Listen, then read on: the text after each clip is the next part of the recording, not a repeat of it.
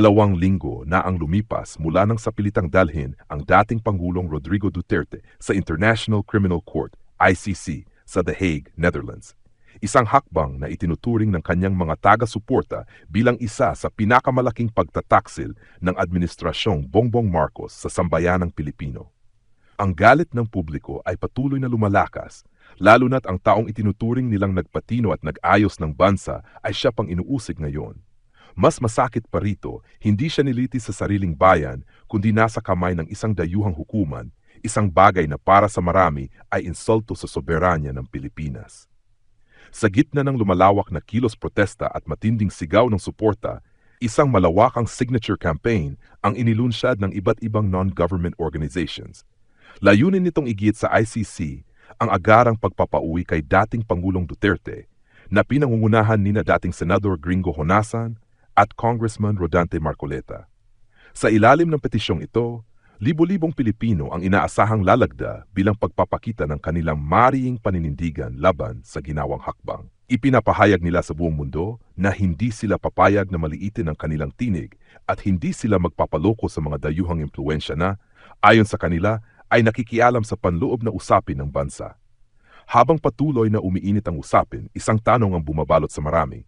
Magtatagumpay ba ang sigaw ng taong bayan o mananaig ang kapangyarihan ng ICC? Your campaign from NGOs dahil wala kaming personalidad, no, para ihain ito on an individual basis. So binubuo namin ang isang malawak at malapad na koalisyon ng non-government organization sa kalsada, sa social media, sa harap ng kamera, sa harap ng mikropono. Importante marinig natin, no, yung tinig, yung tunay na tinig ng taong bayan. Gawa po namin ngayon ay hindi lamang salig sa tuntunin ng ating mga batas, kung hindi, nakasalig din sa patakaran na tuntunin ng ICC. Hindi po namin gagawin ito. So, kung marami po ang pipirma, mas maganda po, makita ng ICC na sa ganitong paraan pa lang nagkakaisa na ang Pilipino. Maliban pa sa mga boses na nakikita nila ngayon worldwide. Hindi po ito'y parang tira bulag lang. Hindi po. Ito'y padadala sa ICC. Balik dito sa ating bansa, si former President Duterte. Dito litisin. Ayaw natin ng gulo at gusto natin pagkakaisa. In fact, kung ianggulo natin ito, saan nakagis na namin? Kasama na si Manong Dante. Ano ang pillars ng national security? Political unity. Okay lang yun. Huwag lang magkapikunan at magkasakitan. Social cohesion. Nagkakaisa tayo na hindi ito pro or anti. No? Ito ay pro-Filipino. This is a pro-Filipino effort na hindi natin naririnig sa national conversation. Kung maalala mo, Glenn, higit na 1 taon na nakakalipas, meron tayong mungkahi as a private citizen na bago sumama ang sitwasyon. Pwede ba yung ating Pangulo nakaupo sa pwesto at yung mga buhay pang dating Pangulo, kasama na si President Duterte, si President GMA, si President Era, magulong sa kwarto, walang media, walang mic, walang camera. Pag-usapan nila, no, kung ano ang gagawin para mabuo yung sambayanan. Kung medyo nakinig sila nun, wala sana itong sitwasyon natin. Baka nagpasan tayo rin sa sisihan. Ang question is, ano gagawin natin? Okay, mabuti na itanong yan. Hindi na ito issue tungkol kay former President Duterte. Issue na ito ng bayan, ng sambayan ng Pilipinas. Kaya kami ngayon nandito. So, balik tayo sa katanungan mo. Kahit anong pamaraan, basta pumirma ka, e-signature, dito sa loob ng ating bansa, abroad, pumirma ka, para ipahiwatig sa ICC at sa Korte Suprema na ang unang hakbang dapat ay magtulungan tayo, pag-isipan nilang mabuti para humupa yung sitwasyon, ibalik dito sa ating bansa si former President Duterte. Dito litisin. Dahil buhay naman yung mga korte natin, malakas, gumagana. Inilabas na po kahapon sa isang press conference ang preliminary report ng Senate Committee on Foreign Affairs and Foreign Relations na pinamunuan po ni Senator Amy Marcos. No? Again, sa mga nanonood at nakikinig ngayon kay Ka-Eric, it doesn't matter if it's Amy Marcos or not. What matters most, pinayagan ng Senado na ito'y tingnan, ito'y i-review at gumawa ng mga pananaw at rekomendasyon at paninindigan hinggil sa napaka-iskandaluso at malupit na naging pagtataksil ni Marcos Jr. at ng kanyang gobyerno, ng kanyang administrasyon sa pagpapadukot at iligal na pagpapatapon at pagpapadetine kay Pangulong Duterte sa Europe. Regardless kung si Amy Marcos ang nagsasalita o si Amy Marcos ang namuno doon sa Senate Committee or Senate investigation na yon, what is important ay binuksan ito at nabigyan ng pagkakataon na maibunyag palalo ang pagtataksil na ginawa ni Marcos Jr. So let us not personalize our views about Amy Marcos. Let's look at the things on the basis of importance and substance. Ano ba ang kabuluhan ng pagkakaroon ng formal na Senate investigation sa nangyari kay Pangulong Duterteng pagpapadukot at pagtataksil ni Marcos Jr.? Mas maganda po na mayroon kaysa wala. Kasi ang Senado po ay opisyal na bahagi ng gobyerno. If there is a part ng gobyerno na formal na pwedeng magsalita with the bestowed authority, yung may otoridad siya, Senado. Kasi walang tayong maaasahan pa sa House of Tambaluslos. So kaysa manahimik ang lahat sa loob ng gobyerno o mga bahagi ng gobyerno, mainam na may nagsasalita. So ibigay nyo na po yung political agenda kay Amy Marcos. Everybody has a political agenda, so as every politician has. Klaro po yun. Sabi ni Dave Permo, bakit nyo sinisisi si BBM? Bakit? Sino bang presidente? Si Sara Duterte? Mag-isip-isip ka nga. Kulukoy din ito si Dave Permo, no? Sino bang nagpapatakbo at namumuno sa gobyerno? Hindi ba siya? So pinili niya ito na pamunuan sana ang bansa ng tama at ngayon ay kanyang inilulugmok sa kaguluhan dahil sa ambisyon nila ng pinsan niya at ng pamilya niya na manatili sa poder, kaya nagkalit-siya ang buhay ng buong Pilipino at ng mamamayan at ng buong sambayanan. Sinong sisisihin mo? Alangan naman si Maria Labandera na naglalabada doon sa Tondo. Kulukoy din ito si Dave Permo, no? Mag-isip-isip ka nga. May sumbi na naman dito maaga pa. Bakit daw sinisisi si BBM? Sino bang pangulo ng bansa? Sino bang may kapangyarihan at otoridad? Okay, pabayaan mo na yung sumbi na yon. Mag-isip ka nga muna bago ka magkomentaryo. Nakakahiya yung mga komentaryo mo. Ay, nako. Mastermind Singagbari Muliagi po. Okay, wrong spelling, Marga. Ang anyo is A-N-O. Ang N is N-Y. Okay, basahin ko po ha. Ulitin po ni Kay Eric, no? Para ma-analyze natin ito. Mainam po na may isang bahaging formal ng gobyerno sa kasalukuyan na nagsasalita at kumukontra, no? Doon kay magandang araw Ariel, no? Ariel. Kaysa wala. That's my point, no?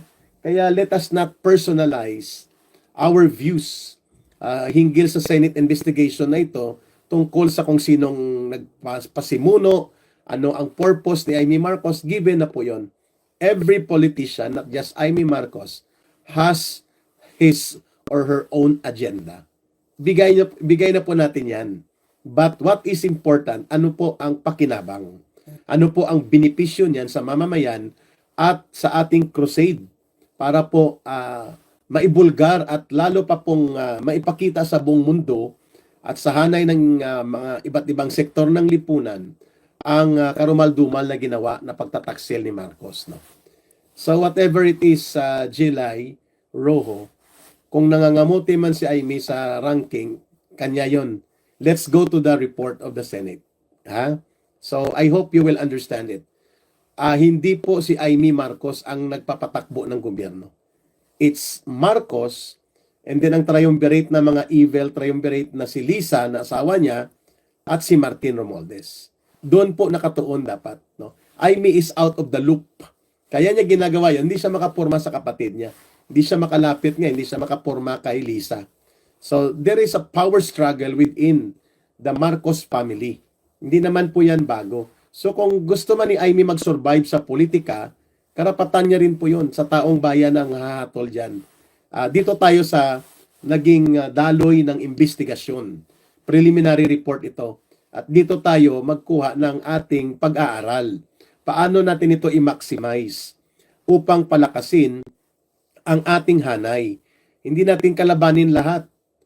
let's not do a shotgun approach sa ating pagbubuo ng ating crusade in advocacy para mapaalis si Marcos sa kanyang pagiging incompetent at inutil na leader o pinuno ng bansa, at matapos na ang kanilang kasamaan, let's not create a lot of enemies but create a lot of wider friends and tactical allies that will stand with us. Hindi to pwede na puro pro Duterte lang ang pwedeng magsalita. We have to win over non-pro Duterte or non-Duterte aligned forces. Marami din po yan, milyon yan. So we will not allow ourselves na parang exclusive lang na dapat pro Duterte ka lang o Duterte aligned ka lang na grupo para magsalita ka. Let's involve the broadest section of the Filipino people na hindi naman nag-identify ng sarili nila kay Duterte pero naniniwala silang mali ang ginawa at ginagawa ni Marcos. Klaro? So kaya natin ito pinag-uusapan. Huwag nating pakitirin ang ating hanay. Palawakin po natin ang ating hanay. We cannot win a battle or we cannot survive a war if we are going only to war by ourselves. Na tayo-tayo lang. We have to broaden our ranks. We have also to generate allies within the government. Yan po ang ginagawa ng CPP, NPA, NDF.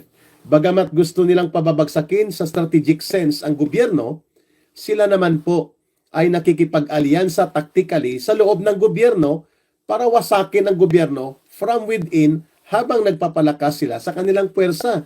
Why don't we learn from that? Di ba? So, ano po ang mali kung may mga politiko at may mga ilang opisyal ng gobyerno na hinihila natin papunta sa posisyon natin? No? Everybody has an agenda. But what is very important is kapag nagbuo ka ng alyansa, ano ang advantage na makukuha ng objective mo versus sa disadvantage. We have to weigh in on that. Hindi tayo pwedeng tayo-tayo lang.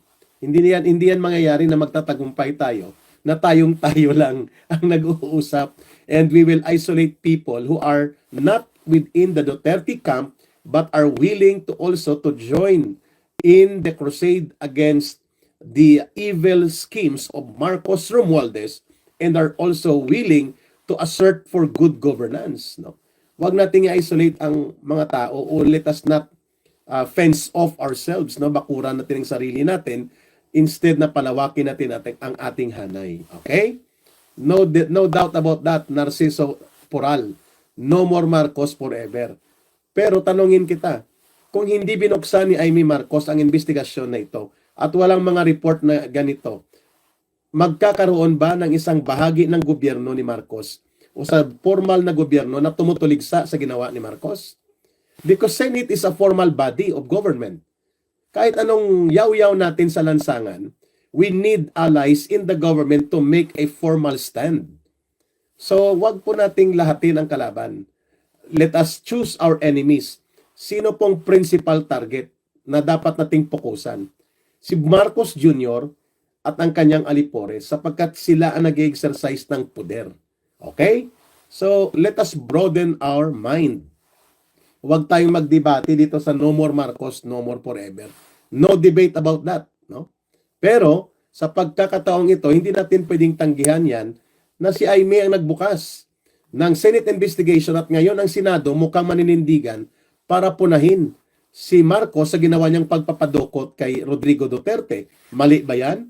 Na pumuna ang Senado at kung kinakailangan magpasa ng resolusyon na isasubmit sa ICC at ito ay tumutuligsa at kumukontra sa naging pagpapadukot at akbang ni Marcos Jr. Dahil sa investigasyon na yan ni Aimee Marcos, pwedeng magkaroon ng solidong posisyon ng Senado. Hindi natin yan papayagan dahil si Aimee Marcos nag-initiate. Naku, wala na tayong makukuhang bintahin nito at hindi tayo magtatagumpay kung tayo-tayo lang sa sarili natin. Diba? We have to broaden our mind. Palawakin natin ang ating pag-iisip, mga kababayan. Ang mga nanonood dito, no? Let us not become tribal, na parang tribo tayo at ang iba hindi natin katribo. Kaya hindi tayo makikinig at hindi natin titingnan na pwedeng magkaalyado tayo. Okay? Hindi ko sinasabing mag-alyansa kay Aimee. Ang sinasabi ko, tingnan natin ang advantage ng kanyang ginawa, hindi ang kanyang pagkatao. Okay? Ito po yung kanyang naging sinubmit. Hindi lang ito sa kanya. Preliminary report ito ng komitiba ng Senate Committee on Foreign Relations. So it does not only sit with Amy Marcos. It reflects also the position initially ng komitiba ng Senado, and pwedeng ito ay adapt ng buong Senado. So malaking bagay yan, makakatulong yan sa ating international campaign na ipakita sa iba't ibang gobyerno, sa iba't ibang mga gobyerno sa iba't ibang bansa na ang Senado sa Pilipinas ay tumutuligsa at naninindigan sa pagkakamali na ginawa ng gobyerno ni Marcos sa kay Pangulong Duterte. Ayun, kaysa magtahimik sila. Anong gusto niyo, manahimik sila? At tayo-tayo na lang? Hindi tayo magtatagumpay kung tayo-tayo lang. That is given. At marami pong hindi sumasama sa atin dahil ang feel nila, hindi sila welcome na magpuposisyon sila dahil sila ay hindi aligned sa mga Duterte. There are Filipinos who are not aligned to the Duterte pero gusto nilang tapusin ang kahibangan ng pag-arogante, kahambugan at katarantaduhan ng gobyerno ng Marcos Romualdez. So hindi sila pwedeng magsalita, hindi natin sila pwedeng i-invite.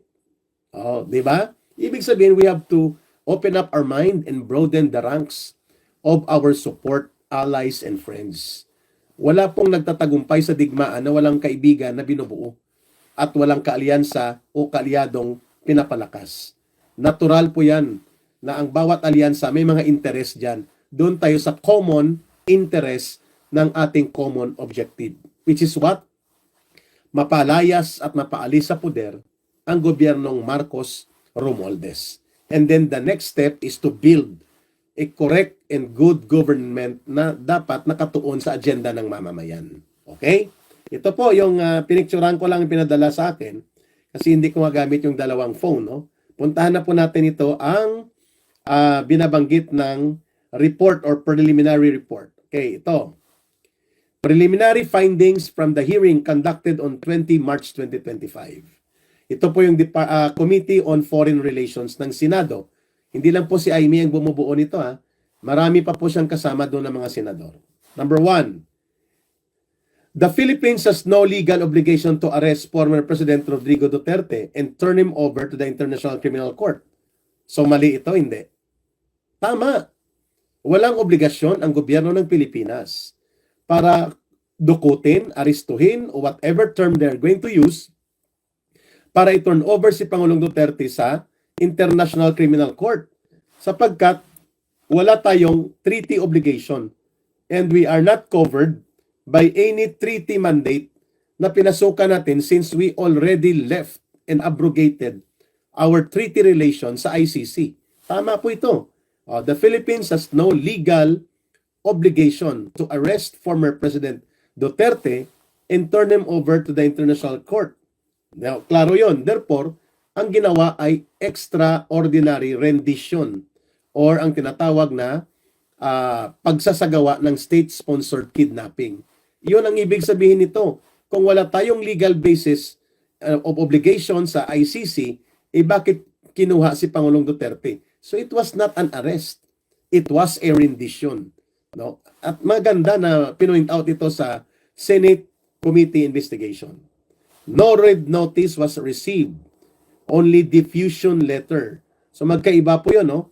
Ang red notice parang nagsisilbing babala sa gobyerno o sa mga otoridad ng gobyerno na aristuhin ang taong ito sapagkat mayroon siyang international tribunal obligation na siya iharap doon. Walang ganun. So na-establish na walang red notice. Nagsisinungaling si Marcos Jr. at nagsisinungaling po sina John B. Crimolia at pati na ang PNP na may red notice sa Interpol. Wala. What was received was only a diffusion notice and was not even verified or approved by International Police Organization. Hindi pa po ito verified or validated ng Interpol pero ginamit na ni Torre at ginamit ng DOJ. Therefore, it was illegal from the very start. Maganda ito na binanggit dahil ito ay official na. Senate record po ito na pwede nang gamitin para maging argumento mismo sa ICC. Kasi official ito na government document ng Senado. Okay? There was no Interpol notice na nag-issue sila na may aarestuhin Rodrigo Duterte. It is also clear from the diffusion coming from ICC that the same came from the email of ICC. In email lang. Hindi po ito documented na authenticated or validated sa Department of Foreign Affairs as a foreign document. There was no foreign document authentication. Email lang. So diyan pa lang mali na. Kaya pwedeng i-contest ni Rodrigo Duterte. Subalit ang utos ni Marcos kay Torre, wag i-entertain ang mga abogado ni Pangulong Duterte at therefore hindi nakikinig itong bupols na si Torre. He does not understand the law. He is called a two-star general. He wants to call himself as a two-star general law enforcer. Subalit he does not understand the law. Hindi siya nakikinig.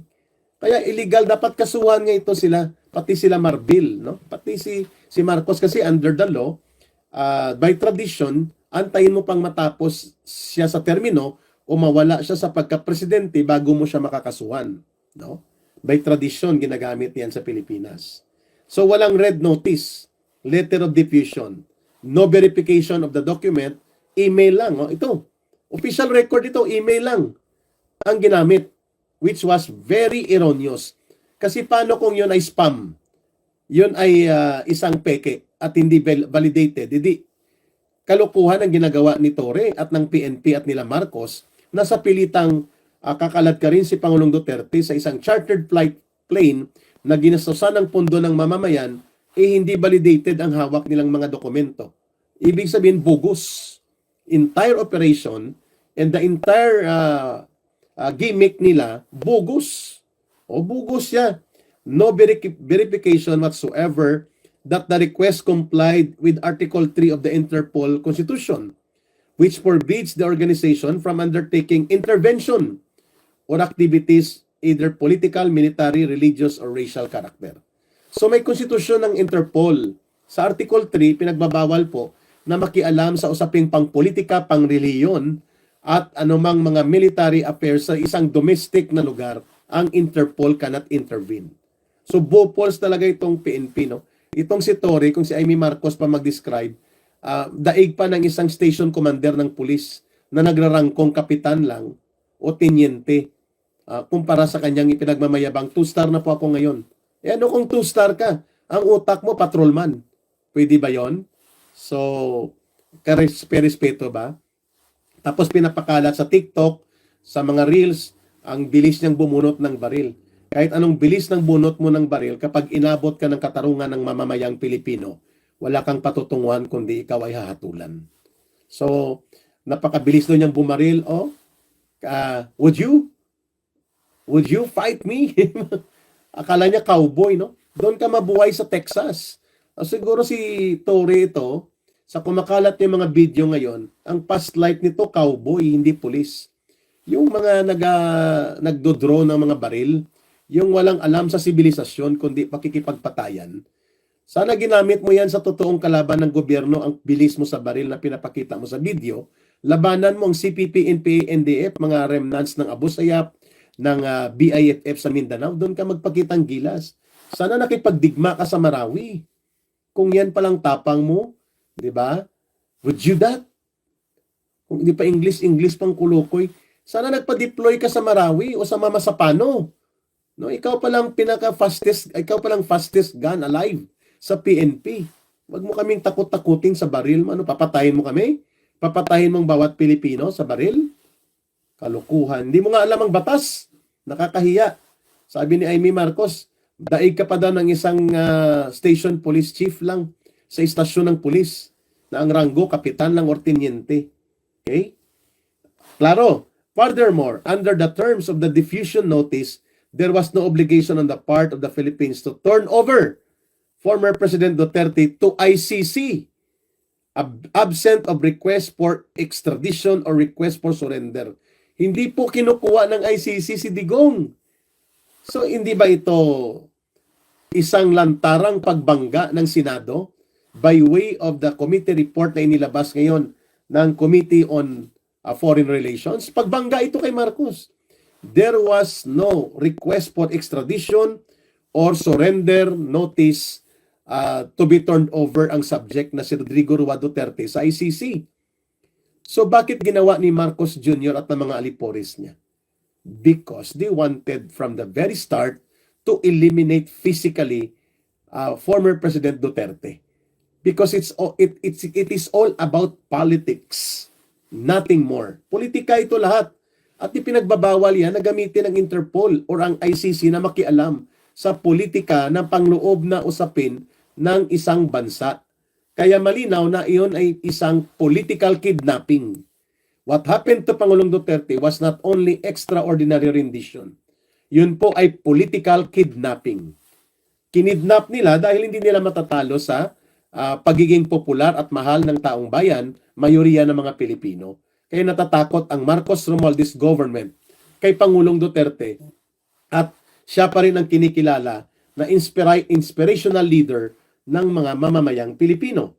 So klaro locate and arrest with a view in extradition assurance are given that extradition will be sought upon arrest. Ibig sabihin po, hindi naghingi o hindi po idinimanda ng ICC na dalhin si Rodrigo Duterte sa Europe, sa Netherlands. Nagulat na lang sila, ba't nandito yan? Kaya nga, dapat maparelease si Pangulong Duterte. So, klaro ito Ito pa. Pangalawa,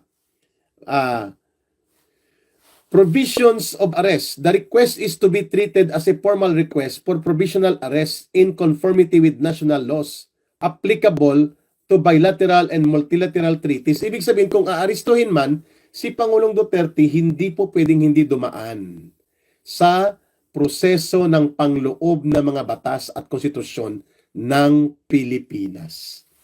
Narinig mo ba ito, Marcos Jr.? Sa bagay, hindi ka naman flower vase ka lang naman Robot na sinususian lang yan Parang robot lang naman yan si Marcos Jr. No? Hindi naman niya alam ang kanyang talagang ginagawa sapagkat disusi siya sa asawa niya at sa pinsan niya. Pero ito mga pulis, nagunggong na to na nagpagamit sa politika ni Marcos at Romualdez, ito nakasaad mismo sa proseso ng ICC. They cannot just simply effect the arrest. Should have been there an arrest order sapagkat dadaan sila sa mga batas, lalo na ang siligang batas natin. Required yun sa articles sa loob ng Rome Statute na siyang bumuo ng International Criminal Court. So, klaro po na hindi nila ito sinunod. Kaya nga dinukot, ang tawag natin pagpapadukot. Okay. Next, ito. Second, procedural and administrative matters such as court processes do not become part of customary international law. So therefore, hindi pwedeng sabihin ni Remulla na may obligasyon tayo sa Interpol at ICC na tatapakan at ibaliwala ang ating pangloob na usapin ng mga batas that includes lalo na ng Philippine Constitution. Mali po ang DOJ dito. Sabi nila, as an individual, Rodrigo Duterte being accused at the ICC is subject to our cooperation when the Interpol will implement the order against him sapagkat sakop siya ng ICC bilang individual. No! Ang sabi dito, ang mga pangloob na mga batas natin ay hindi pwedeng labagin, sabi ng Senate report. At yan ay nilabag, pati ang mga karapatan sa saligang batas na nakasaad para sa mamamayang Pilipino, nilabag mismo at nilapastangan. Therefore, from the very start, mali ang pagpapadukot na yon at dapat matigil na ang pagkakadetini ni Pangulong Duterte doon sa ICC. Ang problema dahil nakustody siya sa ICC, we will now go through the process of ICC para maparelease po siya. Hindi po pwedeng hindi ka dumaan dahil nakustody na nila.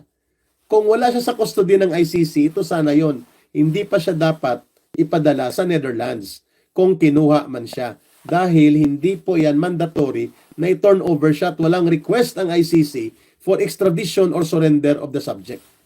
Illegal ang ginawa pagpapadukot. Konfirmado na sa Senate investigation report ngayon. Okay. The Philippine government has decided to collaborate with the ICC to arrest PRRD, which is, however, the administration already started preparation since March 11, the PNP mobilized units. So ito pa lang nakikita natin na dinideny ni Marcos na nag-cooperate sila. Hindi totoo na hindi nag-cooperate. Ito po ang totoo. Naka-record sa Senado na nag-mobilize ang gobyerno ng resources and personnel para sa isang operasyon na walang ibang pagkakahulugan kundi pagpapadukot. The Philippine government decided to collaborate. Moreover, Secretary of Defense Gilbert Teodoro was deputized to provide support. Even before the ICC applied for a warrant of arrest, there were already statements by key executive officials that the administration will cooperate if the ICC courses through the Interpol. So ginamit ang Interpol para excuse. Ito yung nakita ngayon, which is wrong. The Interpol cannot intervene directly into the domestic laws, much more to the constitutional procedures guaranteed to protect every subject person. Siya ay may karapatan sa batas at sa saligang batas. Hindi pwedeng laktawan yun ng Interpol. So mali po ang ginawa kay Pangulong Duterte, sabi ng Senate Committee report. Preliminary lang ito. There were glaring violation of the rights of former President Duterte. The constitutional guarantee in depriving a person his liberty were not observed. Hindi nga siya pinayagan na i-contest ang kanyang arrest. Hindi siya dinala sa korte. Si Torre ay nag-aaktong korte at ang PNP. Ito pong napakadelikado. So sana po, maliban doon sa defense sa kay Pangulong Duterte sa ICC para siya ay maparelease na, kailangan pong kasuhan. Ito sila Remulla, ang magkapatid na Remulla, at pati po ang PNP. Sapagkat nilabag nila ang constitutional rights ni Pangulong Duterte at ito ay established record ngayon sa Senate report na inilabas po ng komitiba nila Amy Marcos. Secretary Jesus Remulla impliedly admitted that no effort was made to get any warrant from a Filipino court. Ayun, klaro, hindi kino-ordinate sa korte sa Pilipinas. Mandatory po sa articles na nakasaad sa Rome Statute na siyang pundasyon nitong ICC na idadaan mo ang subject na tao bago mo siya ilabas sa isang bansa sa local court and local law procedures nila or local legal procedures. So, sobrebiga patrimonio and ka-eagles. Klaro na lahat ng ito po nilabag. The constitutional guarantee for the right to his liberty, to his abode of former President Duterte were not observed by the government, lalo na po ng Philippine National Police. Ayon, PRRD or former President Duterte was deprived of the right to be visited or have conference with his family and with his council, as per General Torre admitted that he did not allow the Vice President to visit PRRD at the Villamor contrary to what is mandated by law. Hindi po pwedeng pigilan yun ni Torre. Tinatanong siya ni Pangulong Duterte, my daughter is my appointed lawyer. She is the Vice President of this country. Bakit hindi siya pwedeng pumasok? Kaninong order yon? Sagot ni Torre, my order. My order, sir. Ang hambog na bugok na Torre, akala mo Diyos siya at hari at the same time. Hindi niya alam, nilalabag niya ang batas. Nakakahiya po itong pagiging sipsip at pagiging politiko ng mga PNP officers ngayon, mga general, na nagiging parang mga goons ng politikong Marcos at Romualdez. No? Sinabi dito mismo sa report na hindi po pinayagan ni Torre. Recorded po, inamin niya, therefore this is wrong, mga kababayan. So lahat po ng report ng ito na inilabas, the right to apply for interim release, hindi rin binigay kay Pangulong Duterte. So, nagsasabi pa si Torre, hihilahin ko yan. Hihilahin ko yan. So, ibig sabihin po mga kababayan, ang karumal-dumal na pagtataksil kay Pangulong Duterte na ginawa po nitong gobyerno ni Marcos ay binangga ngayon ng Senado. This is inconsistent with the statement of DOJ Dominic Clavano na kanilang ibinigay ang tinatawag na respeto daw sa karapatan ni Pangulong Duterte. No, he was not even presented to a local court, which is mandatory under the Rome Statute if they were asserting that the Interpol notice, which is not red notice pala, diffusion notice lang. At hindi kailangang ipatupad yon. Parang nag-notify lang na may ilalabas na arrest order. But hindi nire-request ng ICC na dalhin sa Netherlands si Pangulong Duterte. PRRD was denied the right to apply for interim release under Article 59 of the Rome Statute, which is mandatory. Ito ay international na nakautusan at ito ay isang international jurisprudence. Oh, pwede pala talagang napigilan na hindi dalhin si Pangulong Duterte kung sinunod lang na ibigay sa kanya ang karapatan niya doon sa judge. At sasabihin ng kanya mga abogado, Judge, we contest the arrest and we apply for interim release. Pero dahil hindi siya pinayagan, pati ang Vice President, hindi pinayagan, elected by the people. Si Tory, appointed lang to, no? Politiko naman na naglagay kay Tory dyan, kaya nag-2-star to, hindi naman karapat-dapat mag-2-star general yan, ano? Kung makikita nyo, ang ugali at utak niya, mas maganda at magaling pang utak ng patrolman. Nakakahiya, no? Nakakahiya, no? Pero bobo talaga, bopuls, no? Dahil sa kahambugan, naging bobo si Tory, no? Bakit siya naging bopuls? Ikita nyo naman ang mga saligang batas at probisyon ng batas na dapat niyang malaman dahil yan ay itinuturo sa kanila bago ka maging pulis, hindi niya sinunod. Sa kagustuhan niya magpasipsip kay Marcos at kay Romualdez para maging chief of the PNP siya. Di ba kalukuhan ito? So, ngayon yung sabihin sa akin, no, doon sa mga nagkikriticize, mali ba itong ginawa ni Amy Marcos o tama? At ng kanyang komitiba? Tama ito. And I believe na dapat ito ay i-adapt. Bagamat ito ay preliminary lang, kailangan i-adapt po ito ng Senado. At dapat yung Senado ay gumawa ng isang resolution of condemnation sa illegal na pagpapadukot kay Pangulong Duterte and a call to the ICC to rectify their error by bringing back former President Duterte to the Philippines. At kung may kaso sila, sundin nila ang proseso ng Rome Statute. At nakasaad sa Rome Statute, dumaan muna sila sa saligang batas at mga pangloob na batas at legal procedures sa Pilipinas. Kaya dapat po itong si Tory ay kasuhan at ipakulong. Ito ang dapat makulong, hindi si Pangulong Duterte. At pati si Marbil at pati itong sila John B. Crimolia na may siyang supervision doon sa PNP. Dapat kasi si Marcos ang pagpapakulong sa kanya pag umalis siya o napaalis siya bilang presidente. Right now hindi pa pwede magkaso sa kanya sapagkat i-dismiss ng korte yan dahil may immunity siya from suit sa mga kaso habang nakaupo siya o nanunungkulan bilang presidente. So mga kababayan, ito pong 3 pages report na inilabas preliminary ng Senate Committee on Foreign Relations na pinamunuan ni Amy Marcos ay isang relief in the light of desperate situation. Sa kalagayan po na tayo'y nagpipighati at nagdadalamhati sa kanilang ginawa kay Pangulong Duterte, karumaldumal na pagtataksil, at least may nagsalita sa isang formal na bahagi ng gobyerno and for this matter and at this time, Senado. We have to be thankful for that kasi magagamit natin ito mga kababayan para maging batayan sa pagprotesta ng ating panawagan ngayon na ang Senado ay nagsasalita na laban sa ginawa ni Marcos. Eric, kahit anong gagawin natin ngayon, SOCMED, rallies, even people power, can't remove BBM in his office but only the Father in heaven. Okay? I will respect your opinion, Ambungan TV. Pero mas maganda nang may ginagawa tayo kaysa manalangin lang tayo. Dalawa, panalangin at gawa. No? Ambungan TV, ang sagot ko sa iyo, panalangin at gawa. Okay?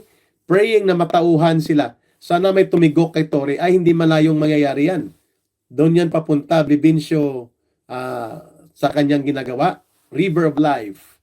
Okay? Edna Lobito, yes, we can give Amy Marcos a chance. Respeto ko po yung mga opinion nyo. Kasi hindi po tayo pwedeng maging sarado na magkaroon tayo ng mga tactical alliances to broaden, no? Palaparin, palawakin ang hanay ng sumusuporta sa ating mga panawagan. Ano po mga panawagan nito? Dapat mapatigil po ang persecution kay Pangulong Duterte at maituwid ang pagkakamaling pinagtaksilan sa ng gobyerno.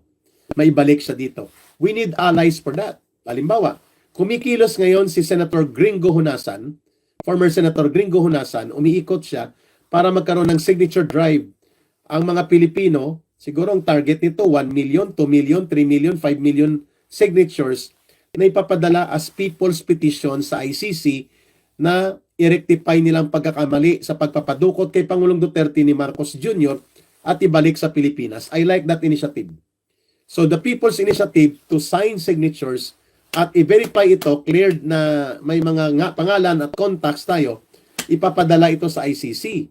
At kung makatipon tayo in the fastest way that we can ng 1 to 2 million signatures ng mga Pilipino, including mga overseas Filipino workers, including po itong Senate resolution na lalabas tungkol sa pagbatikos nila at pagkontra sa ginawa ni Marcos, malaking tulong po yan mga kababayan. Okay? Malaking tulong na may nagsasalita, no?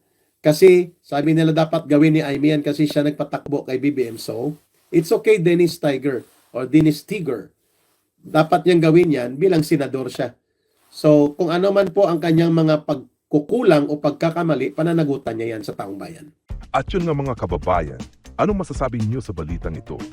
Maaring ihayag ang inyong opinyon at kuro-kuro sa comment section sa ibaba.